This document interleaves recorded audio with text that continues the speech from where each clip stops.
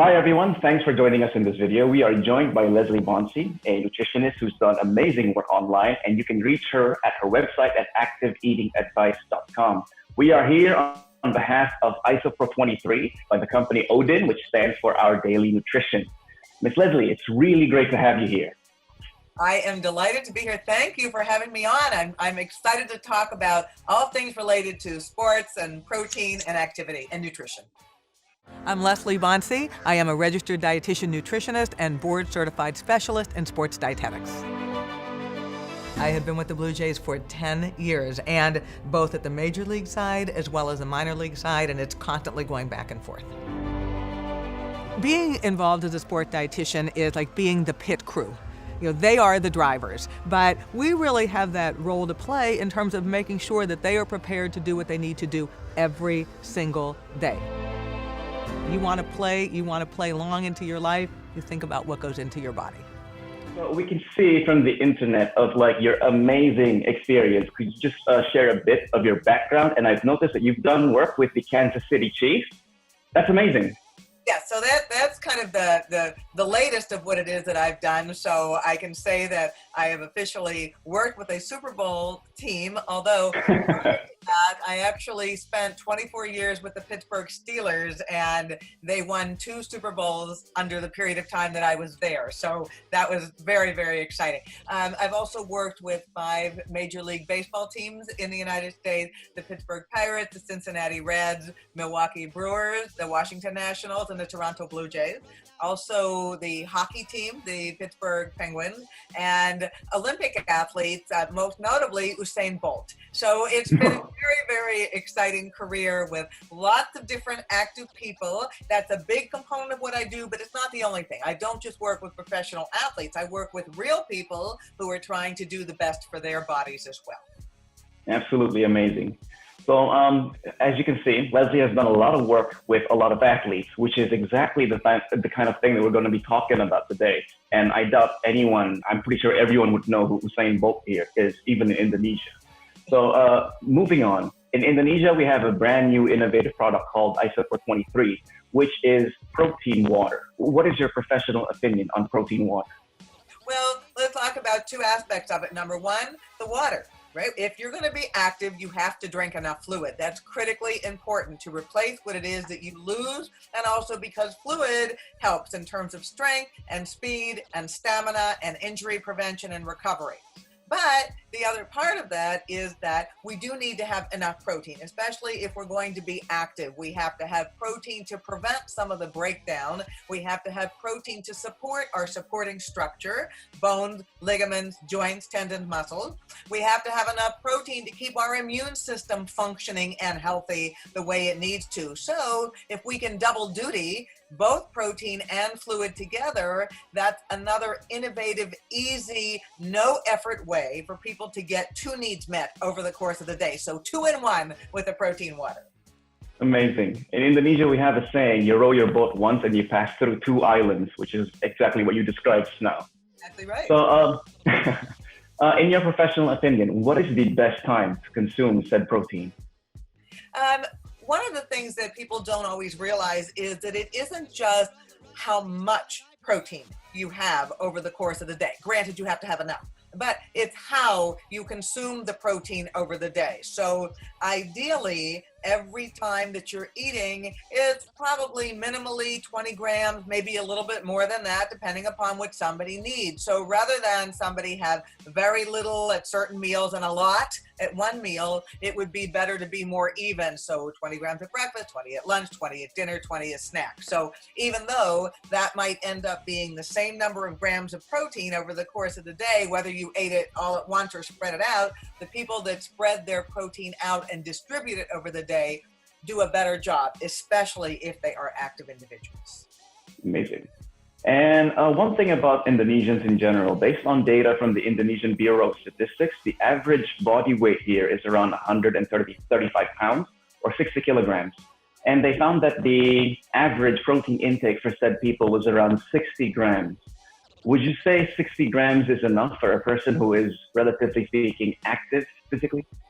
Probably not, because one of the things about a 60 gram per day is, that might meet the requirements, but those requirements are oftentimes based upon people who are more sedentary, not people who are active, not people that are trying to make some change to their body composition, and certainly not people who might have had some type of injury, for instance, having a muscle tear or a sprain or a broken bone or whatever it is. For those individuals, the needs are higher, and certainly for some medical conditions as well. So that would be a baseline, but truly, when we look at active individuals, so let's say somebody is an endurance athlete, well, it's very possible that their needs might be 1.1 to 1.7 grams per kilo body weight. So that's certainly a lot more than what it is that we're talking about as kind of the general recommendations.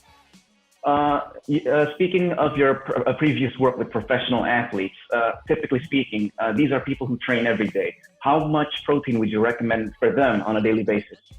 Well, what a lot of times people don't realize is that the amount of protein that an endurance-based athlete needs is very much what a strength-trained athlete would need, even though oftentimes those who are lifting weight tend to consume more protein. Sometimes the endurance athletes don't have enough. So depending upon what the goals are, anywhere from 1.1, 1.7, or even up to 2.2 grams of protein per kilo. It really depends upon what somebody's trying to accomplish, because we're taking into account, number one, if they're just trying to maintain, or number two, if they are trying to perhaps increase their muscle mass, if they're trying to recover from injury. So it is not one size fits all. It really needs to be tailored to that individual.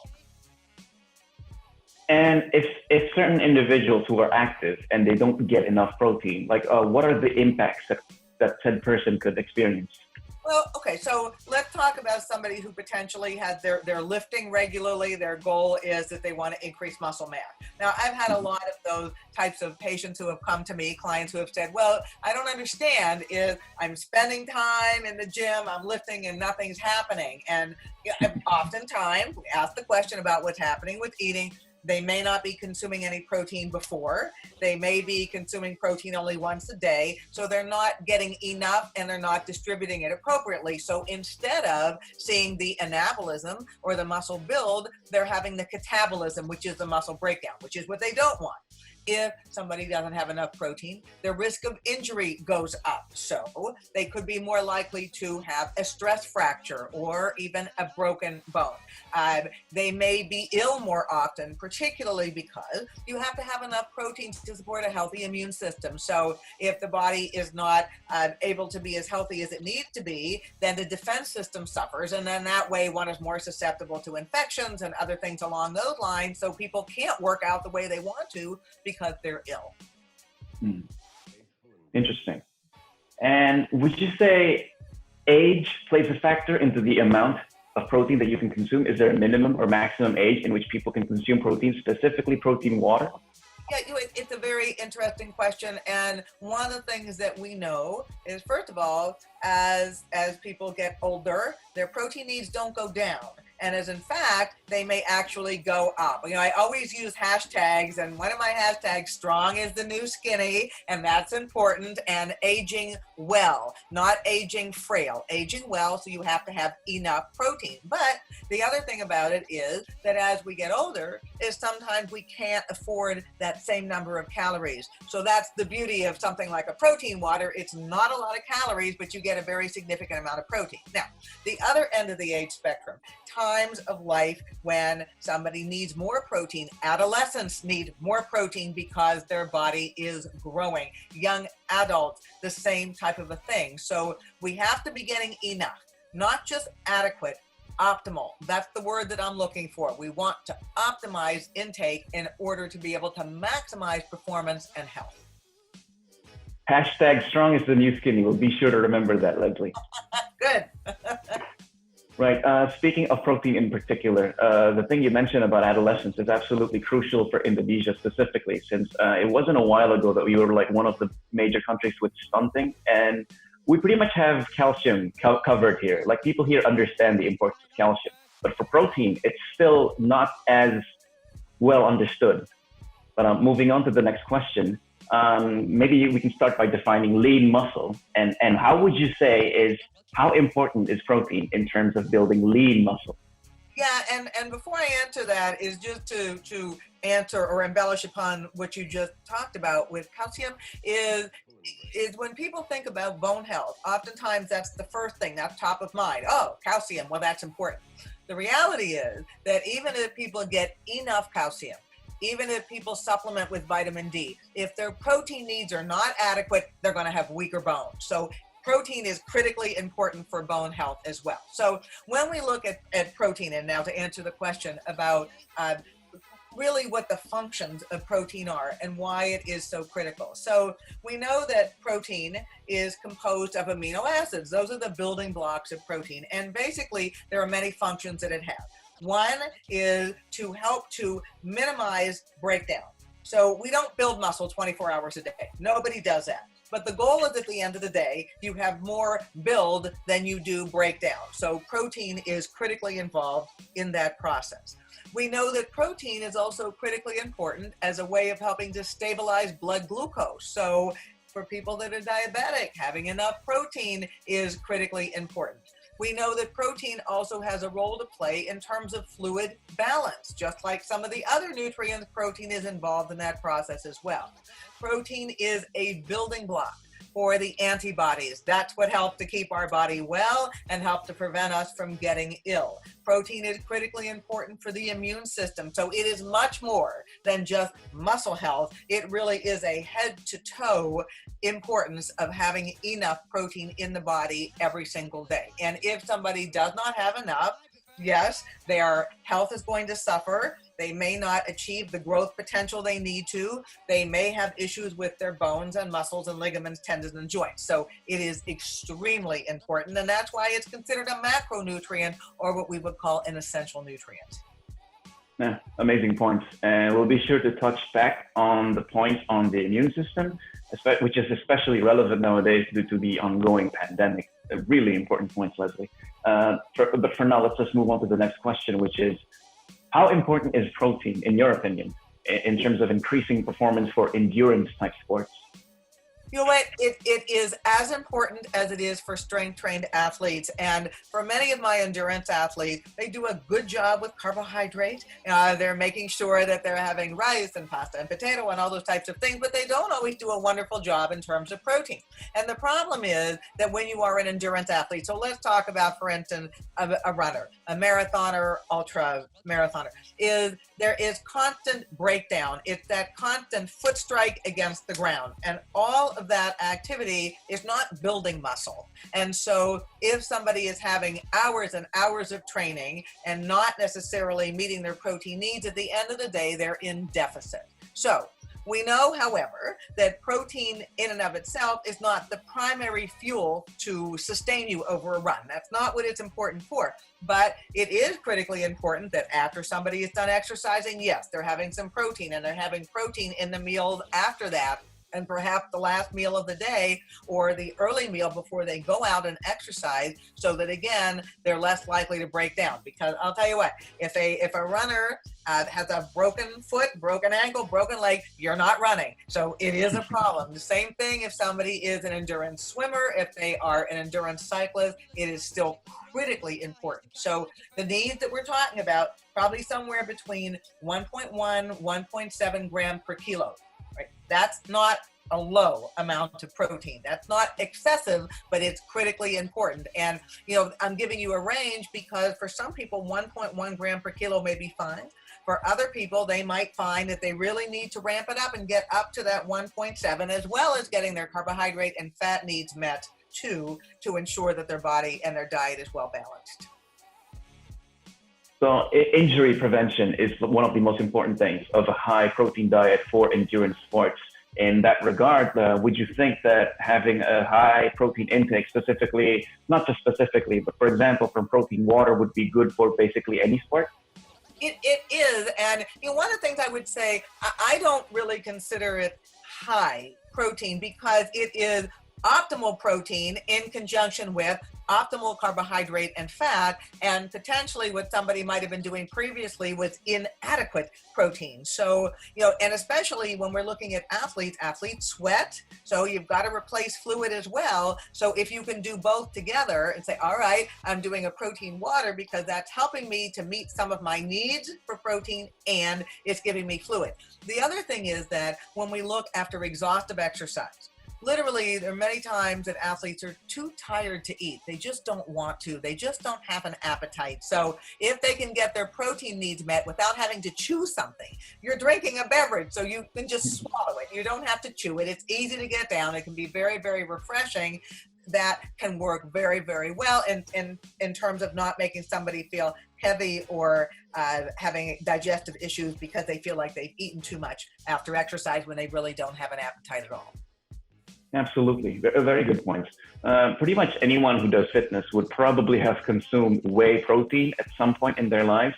And whey protein, it's also good, but typically speaking, it's a bit thick. So that when you're drinking it, it's a bit harder as compared to like drinking just regular water, which is what ISOPRO23's protein water basically is. And it's actually something that I consume as I'm also training, like for the past few weeks or so. But moving on. Could you share your experience? You've talked about how the amount of protein you mentioned, the range, is just optimal. Could you talk about your experience about increasing U.S. athlete performances through their diet? Absolutely. I always think about diet is really the hidden edge, or what we would call, that is truly the ergogenic or performance enhancing secret weapon for athletes, is what they do with their eating. Because first of all, most people are going to eat more times in the course of the day than they're going to be physically active. They might exercise for 2 hours out of the day, but they might have 3 or 4 or 5 times a day that they're eating. So we know that it's critically important there. Secondly, we know that there is a role to play for fuel before, in some cases during activity, depending upon how long the exercise is, and then afterwards. So the timing of the food and the fluid is also critically important. And the fact that, for instance, when we look at carbohydrate, so the role of carbohydrate for physically active individuals is to provide the energy to help somebody train at a high level during exercise, and also part of helping the body prepare and repair from. Protein is not really used as much during exercise, but it is used on the front end so that we have less breakdown, and it's used on the back end to help the body recover. And fat really is used as a long duration fuel source. So we can't eliminate 2 out of the 3. All 3 are important, and fluid kind of brings it all together, as we really need to have all of these, but we also need to consider what people like, what feels comfortable, volume. Some people have tremendous appetites, some people not so much. Some people are not only training, but they're trying to lose weight, so they don't want excess calories, whereas other people are trying to put some mass on. So everything really needs to be personalized, and that's the beauty of the plate, is we can customize that plate to make it work to help people get what it is that they're trying to accomplish. Okay, awesome. So that pretty much also answers the next question, which is how much protein and how frequent do athletes consume protein. Basically, it has to be tailored to each and every individual's corresponding needs. It does, and what I would just add to that is that what doesn't work is to have protein only once over the day. So what I typically tell my athlete is, if you think about the number of times that you eat, how many meals you eat a day, to make sure that you're having 20 to 30. At least that number of grams of protein as part of every meal. And then even thinking about snacks, is having some protein as part of your snacks. Or if somebody says, well, my dinner meal is at 7 o'clock and I don't go to bed until midnight, well, the protein water might be a very easy thing to think about doing at night. It helps you to hydrate before you go to bed, and it provides that last bit of protein that one needs to have so that your body stays in better balance over the day. So the amount of protein and how we consume it, both of those things are equally important.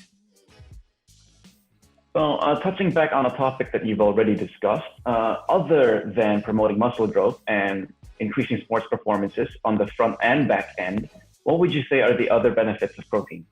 I think right now, and certainly timely, given that the world is in the midst of the pandemic, is controlling what we can. And one of the things that we all can control is our eating. And knowing that food, particular types of foods, have a role to play in supporting a healthy immune system. And that is also one of the benefits of protein. It is critically important for that because protein is one of the building blocks of antibodies. So, it doesn't mean, okay, I'll just have a lot of protein and I'll never get a virus. It would be wonderful to say that. We can't say that. But what we do know is that if people really take care to nourish themselves as best as they can, they're probably going to stay healthier, provided they're doing all the other public health guideline things that they need to be doing. We know as well that there are certain vitamins that are critically important to support a healthy immune system. We know that carbohydrate is also critically important to support a healthy immune system, and making sure one is getting enough sleep, making sure one is not overusing any alcohol. All of these things make a difference overall, and really thinking about food primarily as the way to do this rather than necessarily just a supplement. Our eating plan can be our healing plate, and that's what we want it to be, is food that gives back to us, food that has added value. You mentioned a range of 1.1 to 1.7 grams per kilogram body weight for optimal protein intake for maintaining physical performance. How much protein would you say is required to stay healthy? Is it roughly the same, more or less? Well, for the 1.1 to 1.7 would probably be for most endurance and strength trained athletes. If I have an athlete who is trying to put on mass, it may even go up to 2.2 grams per kilo for that individual. If I have an athlete who's trying to lose body fat, it may also be about 2.2 grams per kilo, because we don't want them losing muscle mass during this period of time. When we're looking at recommendations as they are right now, which is maybe like 0.8 gram per kilo is probably more typical what most people do. For some people that might be okay, but it just might not be optimal. And as far as I'm concerned, adequate is not optimal. And if you're really looking long term, right? It's like, we want to be healthy and strong and fit as we get older so we can age well. That's what we all want. So, this is being preventative for all of us right now, with doing the things right now to keep ourselves healthy throughout our life, regardless of the level of physical activity that we do.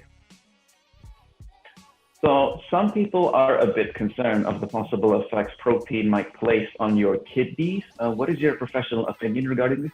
But there have been a lot of studies that have looked at this, and a lot of meta-analyses where they really look at all of the research, all of the studies, and see whether or not that actually holds true. And the good news is that it didn't. There's not one study that found that a high protein diet had a deleterious impact on the kidneys.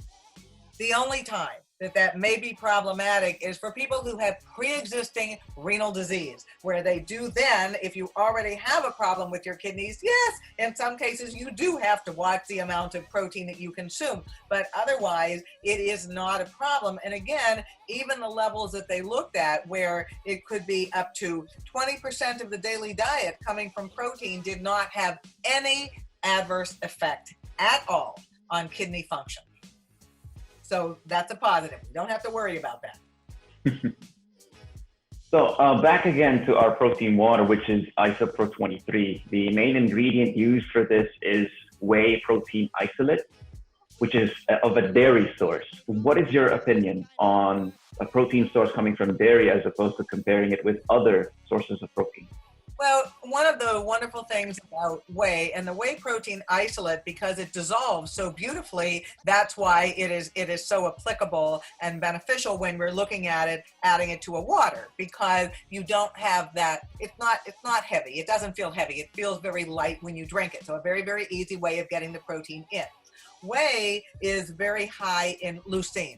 And leucine is one of the amino acids. It is the amino acid that is most important for muscle protein synthesis. So whey protein really ranks up there as the highest in terms of the amount of leucine that it has. So per serving, you're giving the body maximal benefit in order to help with muscle protein synthesis. So yes, I think that it is a terrific choice. The fact that it blends well, the fact that it has the amount of leucine in it, the fact that it is very highly digestible. And the other thing about whey, and because of the leucine, it's what we call a fast-acting protein. So when somebody has worked out very, very vigorously and they consume a whey protein isolate, then you get a quicker rise in the amino acids, which is what you want. I mean, that's part of them helping the body to recover, resynthesize, repair, so that you can do it again the next bout of physical activity. So just expanding on the thing you explained just now. Basically, you touched on leucine, which is an amino acid. A lot of people here are a bit confused on the difference between whey and BCAAs. And ISOPRO23 actually contains BCAA, specifically leucine being one of them. How important are BCAAs for sports, in your opinion? Well, one of the things when we look at helping somebody to optimize their protein intake is realizing that when we consume protein, protein does contain amino acids, and some of those amino acids are the BCAAs, or branched chain amino acids, and leucine is one of those. But, you know, there are also more than just branched chain amino acids. There's other amino acids too. So when you look at a whey protein isolate, yes, it has leucine, but it also has the other BCAAs and other amino acids. So you're really getting the whole picture. And that's what we want. We want the big picture, the matrix of all of those, of all of the protein being there to have enough. And the reason I say that to you is because sometimes people will say, well, I'll just take a BCAA supplement. Well, that might only provide maximum 2 grams of protein. That's not enough. So when you're doing the ISOPRO23, that's 23 grams of protein. That's very different than 2. So you're really getting enough to help your body recover. When you just do it in a supplement, in a pill form, it is not the same. It just cannot function the same way. Those are very good points. I try to tell all my clients that you should probably just get whey protein if you were to choose just one type of supplement. The irony being BCAAs are actually expensive. Like if you do like gram for gram, how much it costs for each gram of protein, it's way more expensive. And you also don't necessarily get your fluid needs met. So, you know, for instance, if somebody has a bottle of ISOPRO23 and you drink the bottle, all right, now you're getting a decent amount of fluid with the protein. If somebody takes a BCAA supplement and a pill, you might take 2 or 3 sips. You're not hydrating appropriately. You spent a lot of money. You didn't get the amount of protein you need, so it's incomplete. And really the goal is complete to replete. That's what we want to happen each and every day. Those are very good points. The fact that protein water is both protein and hydrating yourself. I mean, we are 70% water. Yes. So that pretty much settles it with for all the questions that we have. Thank you so much, Leslie Bonci, for your time. And once again, fellas, if you want to check out her amazing work, you can go to activeeatingadvice.com, and we can also reach her at Instagram and Twitter at where, Ms. Leslie? My Instagram is BONCILJ, and my Twitter is at Leslie Bonci. It's been an absolute pleasure talking with you. We've learned a lot today, and maybe you'd like to sum things up with a closing statement or something? You know what is, to me, when I work with active people, and so somebody is in the gym and they're lifting, you know, the curls are critically important, but to me, it's the hand-to-mouth activity. Let's get it right. Let's be consistent. Let's think about how we space things over the day. If we do what it is we need to, we eat well, we will stay well, and we will play well. And that really is a recipe for success all the way around. Thank you so much, Leslie, for your time. The first clear protein water in Indonesia with 23 grams of whey protein isolate, 4.5 grams of BCAA, lactose-free, 0 carbs, 0 fat, 0 sugar. ISOPRO23, our daily protein by Odin.